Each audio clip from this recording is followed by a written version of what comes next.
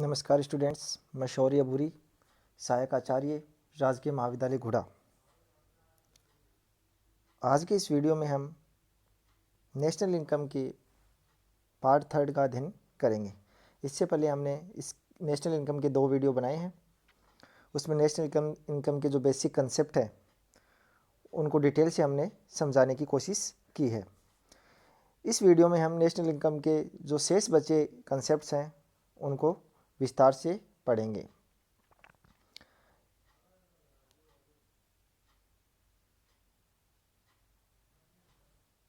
Next अपना जो concept है वो है प्राइवेट इनकम, निजी आय क्या होती है। तो नाम से चल रहा है प्राइवेट, निजी मतलब कोई किसी पर्सनल व्यक्ति की या किसी संस्था की जो आय होती है उसे हम निजी आय कहते हैं। तो निजी आय निजी क्षेत्र जिसमें व्यक्ति और संस्था दोनों को शामिल किया जाता है को सभी स्रोतों से प्राप्त होने वाली साधन आय एवं हस्तांतरण आय होती है।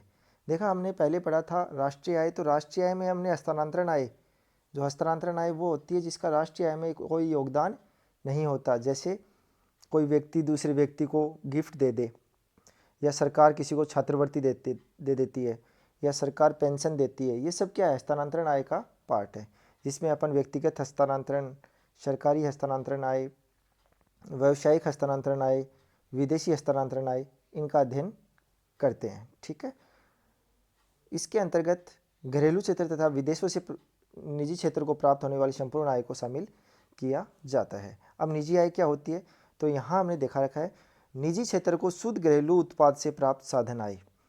तो अपने को पहले तो ये पता होना चाहिए शुद्ध घरेलू उत्पाद से प्राप्त साधन आय निजी क्षेत्र को कौन सी होती है।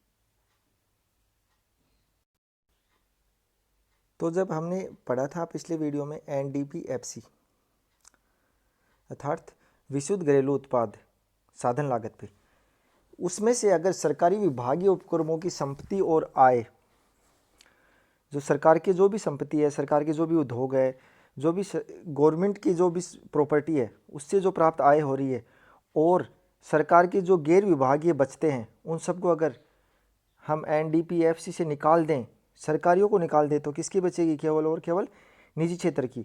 तो फिर उसको हम बोलेंगे निजी क्षेत्र को शुद्ध घरेलू उत्पाद से प्राप्त साधन आय। इसमें अगर अपन राष्ट्रीय ऋणों पे ब्याज को जोड़ दें कि अगर किसी को लोगों ने राष्ट्र को ऋण दे रखा है, उस पर कोई ब्याज मिल रहा है, वो जनता को मिल रहा है या कोई प्राइवेट संस्था को मिल रहा है, अगर उसको इसमें जोड़ दिया जाए, तथा विदेशों से प्राप्त शुद्ध साधन आय, ये मैंने बहुत पहले बताया है दोनों वीडियो में। विदेशों से प्राप्त शुद्ध साधन आय क्या होती है, अपने देश के लोगों के द्वारा विदेशों में प्राप्त साधन आय, प्लस उसमें से माइनस करते हैं अपन विदेशों में अपने देश के निवासियों द्वारा प्राप्त साधन आय। इन दोनों का जो अंतर आता है उसको बोलते हैं विदेशों से प्राप्त शुद्ध साधन आय। उसमें सरकारी तीनों प्रकार के भुगतान जोड़ देंगे।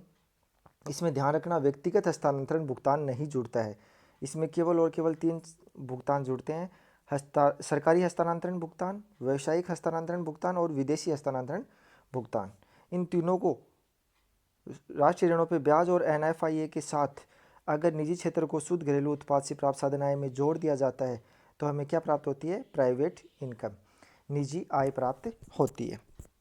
यहाँ तक समझ में आ गया होगा। अगला है राष्ट्रीय प्रयोज्य आय, अर्थात खर्च करने, राष्ट्र की खर्च करने योग्य आय, नेशनल डिस्पोजेबल इनकम। राष्ट्रीय प्रयोज्य आय से अभिप्राय किसी देश की बाजार कीमत पर उस साधन आय से है। ये ध्यान से देखना, बाजार कीमत है, यहाँ फैक्टर कॉस्ट नहीं है, यहाँ मार्केट प्राइस है। बाजार कीमत पर उस साधन आय से है जो उस देश को खर्च करने के लिए उपलब्ध होती है। किसी देश की राष्ट्रीय प्रयोज्य आय उस देश की राष्ट्रीय आय जो नेशनल इनकम होती है, उसमें अब नेशनल इनकम होती है, उसमें अगर अपन शुद्ध प्रत्यक्ष कर जोड़ देंगे, शुद्ध प्रत्यक्ष कर जिसमें अपन indirect tax minus subsidy, indirect tax घटाते हैं और सब्सिडी जोड़ते हैं, वो अगर हम उसमें जोड़ देंगे, तथा विशेष विषय से प्राप्त शुद्ध चालू हस्तांतरण, अगर उनको सबको जोड़ दिया जाए तो वो क्या होगी, राष्ट्र के द्वारा खर्च करने योग्य आय, नेशनल डिस्पोजेबल इनकम।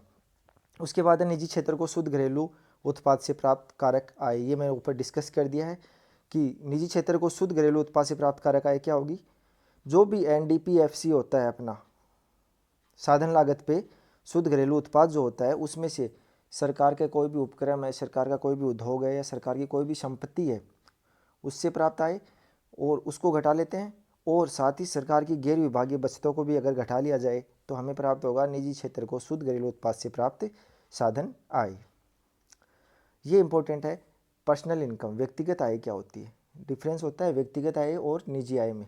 व्यक्तिगत आय एक व्यक्ति विशेष की आय। व्यक्तिगत आय परिवारों को प्राप्त सभी प्रकार की साधन आय, अर्थात जो भी फैक्टर कॉस्ट, जो भी परिवारों को साधनों से, परिवार के जो भी साधन है, जैसे श्रम है तो उसको मजदूरी है, पूंजी को ब्याज है, भूमि को लगान है, तो वो सभी साधन आय तथा चालू हस्तांतरण को जोड़ दिया जाता है। जितने भी उनको हस्तांतरण आए, जैसे मैंने बताया था 3 प्रकार के हस्तांतरण, सरकारी, व्यावसायिक और विदेशी हस्तांतरण भुगतानों को अगर जोड़ दिया जाए तो वो क्या प्राप्त होती है? व्यक्तिगत आय। व्यक्तिगत आय के अंतर्गत व्यक्तियों को सभी स्रोतों से वास्तव में प्राप्त होने वाली आय को शामिल किया जाता है। अब व्यक्तिगत आय हम निकालेंगे किससे? निजी आय से। तो हमें निजी आय जो प्राप्त हुई थी, निजी आय में हमने क्या क्या जोड़ा था? एक बार फिर से रिपीट कर रहा हूँ। जो प्राइवेट इनकम थी अपनी, उसमें अपन ने जोड़ा था, क्या क्या जोड़ा था? राष्ट्रीय ऋणों पे ब्याज, NFIA प्लस 3 प्रकार के हस्तांतरण भुगतान, व्यावसायिक हस्तांतरण भुगतान, सरकारी हस्तांतरण भुगतान और विदेशों से प्राप्त हस्तांतरण भुगतान। इन तीनों का अपन ने जोड़ के क्या निकाला था? निजी आय निकाली थी। अब निजी आय में से अगर हम जो भी संस्था को आय मिल रही है, जो भी निजी आय है, उसमें से निगम को वितरित अवितरित लाभ, निगम को जो भी मतलब कर्मचारियों तक जो लाभ नहीं पहुंचे, उस कंपनी में ही उस या उस जो निगम है उसी में वो रह जाए, उस अवितरित लाभ को, तथा जो उस निगम का जो टैक्स लगता है, कॉर्पोरेट टैक्स जो लगता है, उन दोनों को अगर निजी आय में से घटा देंगे, तथा सामाजिक सुरक्षा में अंशदान, ये चाहे नियोक्ता का हो चाहे कर्मचारी, दोनों का जो भी सामाजिक सुरक्षा में अंशदान है उसको अगर घटा लेंगे तो जो प्राप्त होगी वो क्या होगी? व्यक्तिगत आय, अर्थात जो व्यक्ति के पास पहुंच जाती है। अब जो निजी आय थे उसमें ये इंक्लूड थे, निजी आय में अवितरित लाभ भी होता है, निगम कर भी इंक्लूड होता है। लेकिन अगर व्यक्तिगत आय की बात करेंगे तो हम क्या करेंगे? निजी आय जो थी अपनी, उसमें से अवितरित लाभ जो लोगों के पास नहीं पहुंचा उसको घटा लेंगे, निगम कर को घटा लेंगे, तथा सामाजिक सुरक्षा के अंदर जो भी अंशदान, जो भी लोगों ने अंशदान दिया है, उसको भी हम क्या कर लेते हैं? घटा लेते हैं। तो हमें क्या प्राप्त होती है? व्यक्तिगत आय। अब व्यक्तिगत आय प्राप्त होने के बाद उसमें से अपन कितनी खर्च कर सकते हैं, अर्थात व्यक्तिगत प्रयोज्य आय या खर्च करने योग्य आय, पर्सनल डिस्पोजेबल इनकम। तो पर्सनल डिस्पोजेबल इनकम क्या होती है? व्यक्तिगत प्रयोज्य आय वह आय है जो व्यक्तियों को सभी स्रोतों से प्राप्त होती है, जैसे व्यक्तिगत आय प्राप्त हुई थी, उसके पास सरकार द्वारा उनकी आय तथा संपत्तियों पर लगाए गए सब प्रकार के करों का भुगतान करने के बाद बचती है। ये ध्यान रखना इसमें कि व्यक्ति के द्वारा खर्च करने योग्य आय कौन सी होती है? जो व्यक्तिगत आय हमने प्राप्त की थी उसमें से जो भी टैक्स सरकार लगाती है या जो भी सरकार फीस या कोई जुर्माना जो भी सरकार लगाती है उसको अगर घटा लिया जाए तो हमें क्या प्राप्त होगा? व्यक्तिगत प्रयोज्य आय। व्यक्तिगत आय में से प्रत्यक्ष व्यक्तिगत कर जो डायरेक्ट टैक्स जैसे इनकम टैक्स है, माइनस सरकारी फीस, जुर्माना, सरकार के प्रशासनिक विभागों की विविध प्राप्तियां, गृहस्थों या परिवारों द्वारा दिए गए शुल्क और जुर्माना। कहने का मतलब अपना जो भी व्यक्तिगत आय थी उसमें से हमने डायरेक्ट टैक्स निकलवा लिया, एक तो प्रत्यक्ष कर घटा दिया है, साथ ही जो सरकार को फीस और जुर्माना अपन दे रहे हैं उनको अगर घटा दिया जाए तो हमें हमारे पास क्या बच जाएगी? खर्च करने योग्य आय। और जो ये खर्च करने योग्य आय होती है इसे ही अंतिम उपभोग व्यय कहते हैं, या इसे ही व्यक्तिगत बचत भी कहा जाता है। व्यक्तिगत अंतिम उपभोग व्यय C+I, जो उपभोग भी कर सकता है उसका निवेश भी कर सकता है, और इसको बोलते हैं C+S भी बोला जाता है, व्यक्तिगत बचत। अब ये अपने फंडामेंटल्स अभी तक क्लियर हो गए हैं। अब अपन इसमें देखते हैं जो अब तक पढ़ा है उसका एक कंक्लूजन यहाँ अपन देखते हैं इस डायग्राम में। इस डायग्राम में आपको साफ दिखाई दे रहा है, ऊपर ऊपर है GNP, सकल राष्ट्रीय उत्पाद, कौन सी प्राइस पे? MP लिखा हुआ है, मार्केट प्राइस पे। हमें GNP दे रखा है तो अपन उससे क्या निकाल सकते हैं? तो सबसे पहले देखना, ग्रोस से हमने नेट निकालना है, G से N निकालना है, तो अपन क्या घटा देंगे? -D, डेप्रिसिएशन घटा देंगे, मूल्य ह्रास घटा देंगे। तो ग्रोस से हमें क्या निकल जाएगा? नेट आ जाएगा। तो यहाँ तो था सकल राष्ट्रीय उत्पाद बाजार कीमत पे, और यहाँ आ जाएगा विशुद्ध राष्ट्रीय उत्पाद। अर्थात हमने क्या किया है, ग्रोस में से मूल्यह्रास निकाल दिया ताकि क्या बचा, यहाँ विशुद्ध बच गया। ठीक है। अब इसमें अगर जीएनपी मार्केट प्राइस में से अगर एनएफआईए निकाल दिया जाए, अर्थात क्या निकाल रहे हैं, तो हमने जी का एन तो कर लिया, अब ये जो एन है यहाँ जो राष्ट्रीय है उसको हमने किस में बदला है, यहाँ घरेलू में बदला है। यहाँ ध्यान से देखो इस डायग्राम में, एन को किस में बदला है, घरेलू में बदला है। मैं थोड़ा जूम करता हूँ इसको,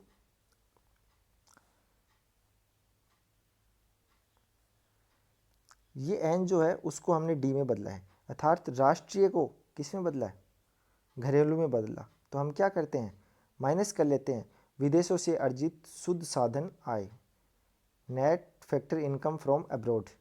अगर ये घटा लिया जाए तो क्या आ जाएगा, जीएनपी के स्थान पे क्या आ जाएगा, जीडीपी मार्केट प्राइस। अब क्या बच गया, जी हमने सोल्व कर लिया, नेट में बदल दिया, नेशनल था उसको डोमेस्टिक में बदल दिया। अब मार्केट प्राइस है उसको हम क्या किस में बदलते हैं, फैक्टर कॉस्ट में, साधन लागत पे।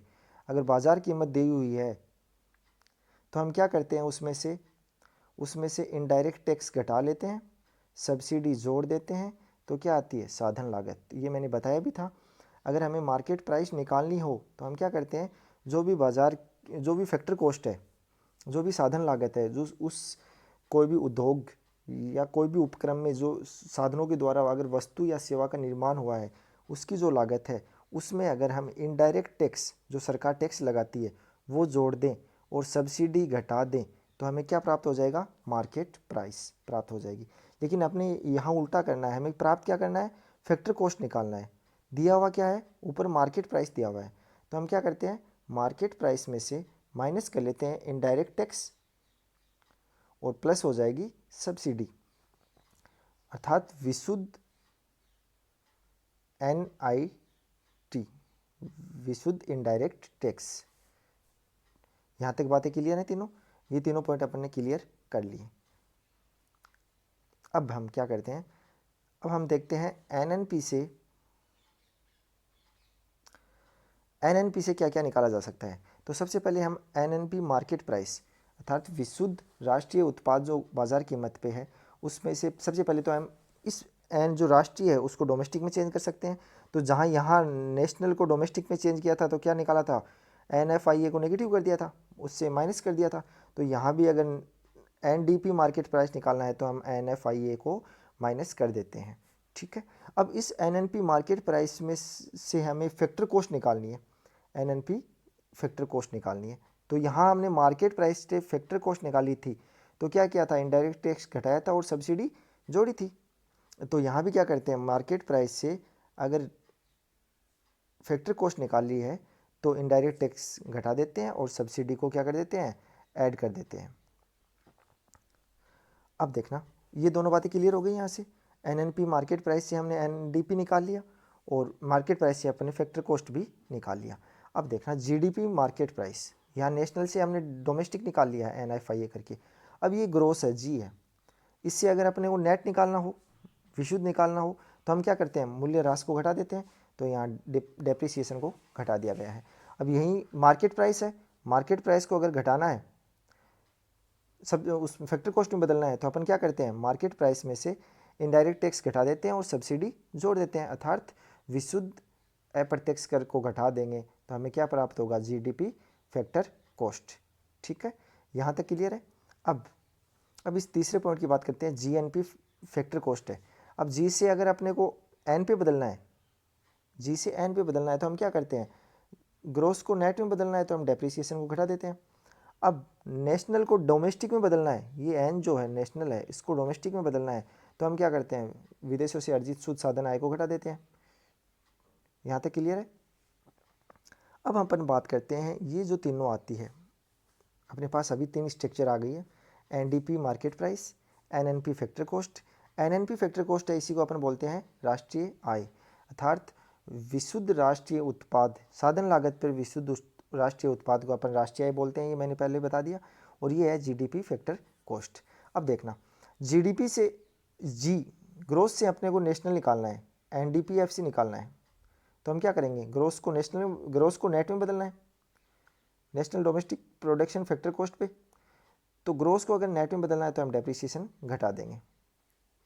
तो ये पॉइंट आ जाएगा, क्या आ जाएगी, ये होती है घरेलू आय। अब अगर एनएनपीएफसी है उसको एनडीपी में बदलना है तो कहाँ चेंज कहाँ हुआ है, एन से डी में चेंज हुआ है, अर्थात नेशनल से डोमेस्टिक में चेंज हो रहा है। तो अपन क्या घटा देंगे, एनएफआईए। और ये जो लास्ट है एनडीपी मार्केट प्राइस, इसको हमने फैक्टर कॉस्ट में बदला है तो हमने क्या कर दिया, माइनस एनआईटी। तो अपन जनरल से एक बात देखते हैं, हमने जो शुरू में पढ़े थे 3 कंसेप्ट वो ही सबसे इम्पोर्टेंट है। अगर ग्रोस है और उसको अगर अपन नेट में चेंज करना है तो माइनस डी कर देते हैं, डेप्रिसिएशन कर देते हैं। अगर नेशनल है, राष्ट्रीय है, उसको अपने को घरेलू में डोमेस्टिक में बदलना है तो अपन क्या करते हैं, माइनस एन एफ आई ए करते हैं। यहाँ तक क्लियर है।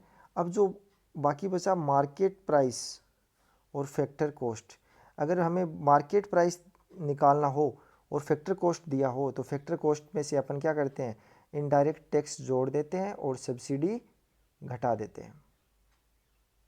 तो हमें क्या प्राप्त होती है, मार्केट प्राइस प्राप्त होती है। अब अपन इन तीनों में अंतर की बात कर लेते हैं